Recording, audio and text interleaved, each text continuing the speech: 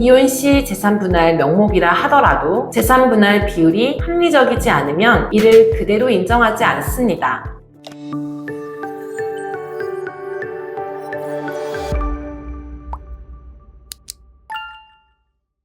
안녕하세요. 상속증여 전문 세무법인 하나의 국세청에서 온 남자, 국세남. 세무를 도와주는 여자 세도녀입니다. 실생활에 유용한 절세 방법을 알려드리고 있으니 구독과 좋아요, 알림 설정 부탁드립니다. 예전에 대학 후배에게 이혼을 하게 되었다며 연락이 왔습니다. 배우자와 재산 정리에 대해 합의를 하는 중인데 이혼 시 재산을 나눌 때 세금 문제가 궁금했던 것이었습니다. 특히 현재 자가 보유 중인 집과 새로 청약된 아파트의 명의 정리 등 재산 정리가 전부 부동산이 낀 것들이어서 양도세, 취득세, 증여세 각각에 대한 궁금증이 많았습니다. 이혼 때 세금 이슈는 크게 배우자의 유책 사유로 이혼하는 것이어서 위자료 성격이 있는지 아니면 합의 이혼으로 재산만 분할하는 것인지 넘기는 재산이 부동산인지에 따라 달라집니다. 각 케이스별로 재산을 넘기는 사람의 입장, 받는 사람의 입장이 다르기 때문에 각자 내가 어떤 상황에서 판단해야 이득인지를 먼저 따져봐야 합니다.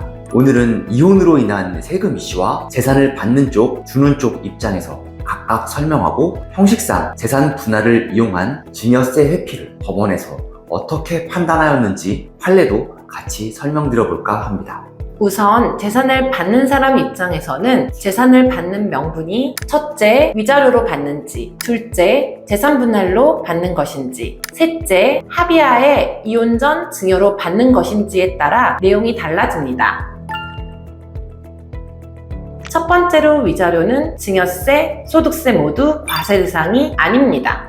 소득세법은 열거주의로 법의 과세 대상을 명기하고 여기에 해당하면 과세하게 됩니다. 그런데 정신적 피해에 대한 손해배상 등인 위자료는 소득세법의 과세 대상에도 비과세 대상에도 열거돼 있지 않아 과세할 근거가 없습니다. 증여세에 대해서도 위자료는 정신적 피해에 대한 보상이기 때문에 무상으로 재산을 이전하는 것이 아니어서 과세 대상이 아닌 것입니다. 다만 위자료의 명분으로 부동산을 받는다면 취득세는 발생이 됩니다. 일반 증여에 대한 취득세율이 적용돼서 3.5%이고 85제곱미터 이하 주택은 부과되는 세금까지 총 3.8%, 그 외의 부동산은 4%가 적용됩니다.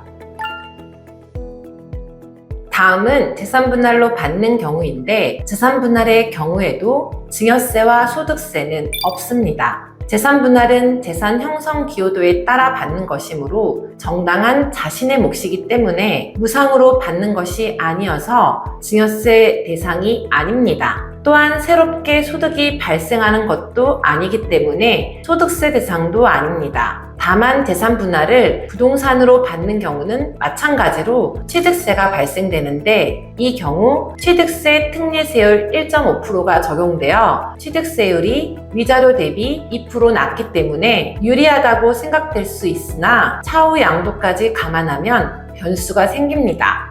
그럼 미래의 양도세를 감안한다면 위자료와 재산 분할 중 무엇으로 받아와야 유리할까요? 재산 분할로 받는 경우 과거에 전 배우자가 취득했던 시점을 취득 시기로 봐서 과거 취득가액을 가져오게 됩니다. 반면에 위자료로 부동산을 받는 경우는 이혼으로 명의가 이전되는 시점을 취득 시기로 보고 이 시점에 취득가액을 재산정하게 됩니다. 부동산 물건이 향후 가격 상승이 예상되고 차익이 클 것으로 예상된다면 위자료로 받아서 취득가액을 올리는 것이 양도세 절세에 도움이 될 것이기 때문에 당장 취득세가 절세된다고 재산 분할로 받는 게 능사는 아닙니다.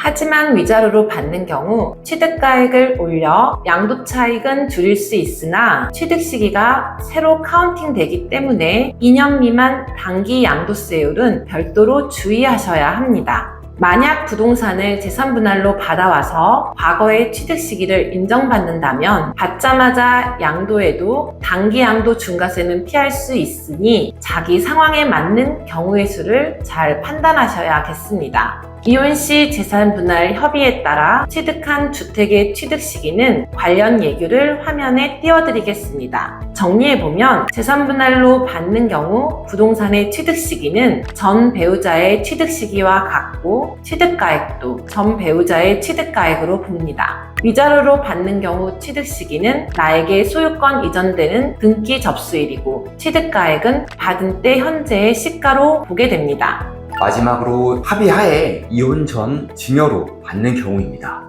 배우자로부터 증여를 받는 경우는 10년마다 6억 원의 공제를 활용할 수 있기 때문에 6억 이하의 부동산을 받는 경우 고려해 볼 수 있는 사항인데요. 취득세는 위자료로 받는 경우와 동일하게 적용되는 반면 배우자 이월과세라는 규정이 적용되기 때문에 받는 사람 입장에서는 팔 때 더 주의를 해야 합니다. 양도세 배우자 이월과세 규정은 배우자 또는 직계 존비속에게 부동산 등을 증여하고 10년 이내 제3자에게 증여받았던 자산을 양도하는 경우에는 양도차익 계산 시 취득가액을 증여자의 최초 취득가액으로 산정하는 규정을 말합니다. 이 규정의 취지는 증여공제를 활용해서 부당하게 조세 회피를 방지하는 것입니다. 예를 들어 남편이 과거 2억에 샀던 부동산의 현재 시가가 6억인 경우 지금 팔면 양도차익이 4억입니다. 이때 배우자에게 6억 공제를 활용해서 부동산을 증여하면 배우자는 증여세 없이 6억을 취득가액으로 부동산을 받습니다. 받자마자 6억에 팔면 양도차익이 0이니 양도세가 없게 되는 것이지요. 따라서 이러한 편법을 10년간 방지하자는 것이 양도세 이월과세라는 규정이고 예시에서는 증여자의 최초 취득가액이 2억이니 6억에 증여받고 바로 6억에 팔아도 4억의 양도 차익에 대해 과세하겠다는 겁니다. 그런데 이혼 후에 양도하더라도 이혼 전 증여받을 당시의 배우자였다면 계속 이월과세가 적용되는 것이고 배우자의 사망 시에만 이월과세가 적용되지 않으니 이혼 전 증여로 받기로 합의한 경우는 10년의 양도 타이밍에 대한 주의가 필요하겠습니다. 이번에는 재산을 주는 사람 입장에서 설명드리겠습니다. 재산을 넘겨주는 사람 입장에서는 받는 게 아니기 때문에 증여세, 소득세, 취득세 모두 해당 사항이 없습니다. 유일하게 신경 써야 하는 부분은 양도소득세 대상 자산을 넘길 경우인데 어떤 명분으로 주느냐에 따라 양도소득세 의무가 달라지기 때문에 배우자와의 합의를 통해 재산 분할로 넘겨주는 것이 유리합니다. 이혼 시 재산 분할이 아닌 위자료로 부동산을 주는 것은 대물 변제에 의한 양도에 해당돼서 경제적 이익을 얻는 유상양도로서 양도소득세를 납부해야 합니다.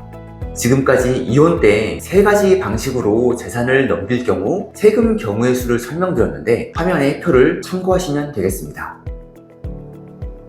마지막으로 이혼 재산 분할 명분으로 증여세를 회피한 조사 사례를 소개해 드리겠습니다. 이혼으로 재산 분할 시 증여세 과세 대상이 아니지만 세무조사를 통해 이를 부인당한 사례가 있는데요. 일반적인 이혼에서는 재산을 서로 챙기려 할 것이기 때문에 과도하게 재산을 분할하는 상황은 거의 없겠지만 과세관청에서는 재산 형성 기여도를 보았을 때 재산 분할 비율이 합리적이지 않으면 이를 그대로 인정하지 않습니다. 대법원까지 국세청이 모두 승소하였고 재산 분할이 과도한 부분은 증여로 보아 과세를 한 사례입니다. 판례에서 납세자는 협의 이혼을 통한 재산 분할 명목으로 자산을 이전받았는데 국세청은 증여세 조사를 하면서 납세자가 과다한 자산을 이전받기 위한 가장 이혼으로 보고 증여세를 과세하였습니다. 납세자가 가져간 재산은 분할 대상 재산가액의 약 80%에 해당하였는데 여기서 쟁점은 과연 재산 형성 기여도가 재산 분할 가액에 이를 정도인지 여부였습니다.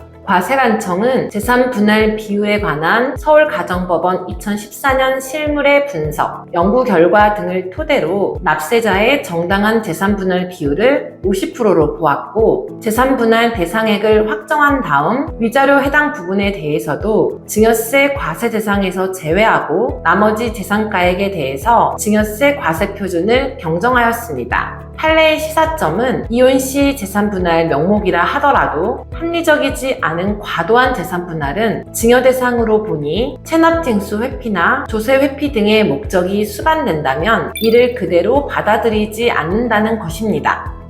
이상 이혼 시 발생되는 세금의 종류를 재산을 넘겨주는 입장, 재산을 받는 입장에서 각각 정리해보았고, 재산 분할이 조세 회피나 체납징수 회피 목적으로 쓰일 때 부인되는 사례도 살펴보았습니다. 이혼이라는 것이 서로 좋게 정리되기는 힘들겠지만 현실적으로 각각의 입장에서 절세적인 측면을 챙겨야 하니 어느 선택이 유리한지 판단을 위해선 전문 세무사와 상담을 받아보시길 권해드립니다. 이상 상속증여세 전문 세무법인 하나였습니다.